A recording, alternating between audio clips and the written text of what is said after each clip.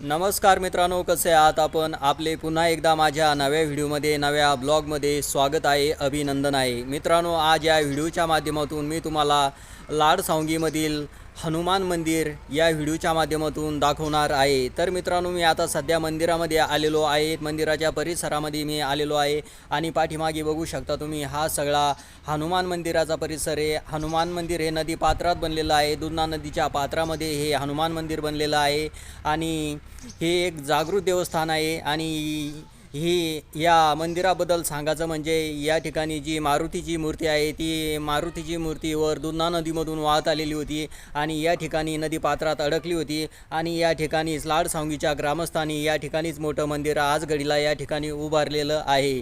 तर मित्रांनो, या ठिकाणी आपल्याला दोन सभागृह पाहायला मिळतात. या मंदिरासमोर एक गावकऱ्यांनी बांधलेलं आहे आणि एक दुसरं आमदार बागडे नाना यांच्या निधीतून एक छोटंसं सभागृह या ठिकाणी बांधलेलं आहे.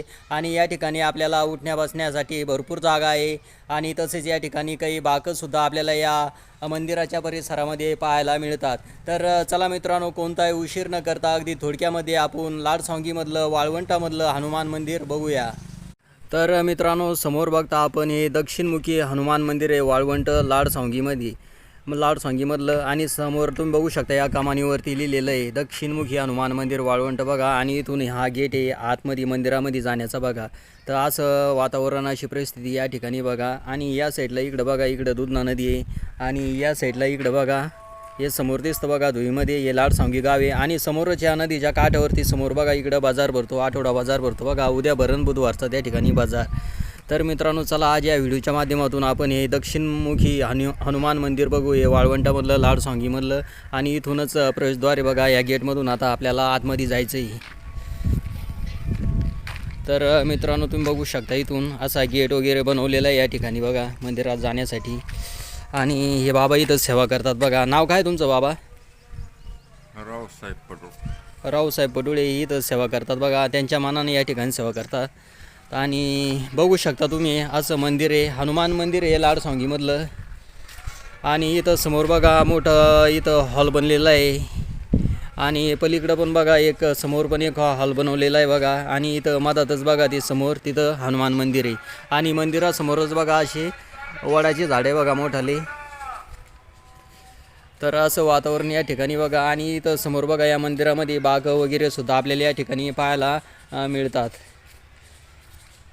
आणि हे बघा इथंच या वडाच्या झाडाशेजारीच बघा हे मंदिर आहे.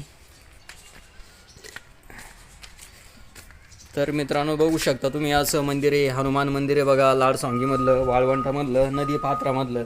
दुधना नदीच्या पात्रामध्येच हे मंदिर बनलेलं आहे बघा.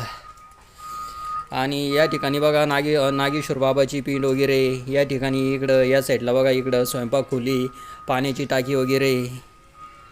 आणि हे समोर बघा इथं लॉक लावलेलं आहे. आता हे मेन गाभारा आहे मंदिराचा. आणि आतमध्ये तुम्ही बघू शकता मारुतीची मूर्ती आहे. तर खूप छान मंदिर बनलेलं आहे बघा इथं.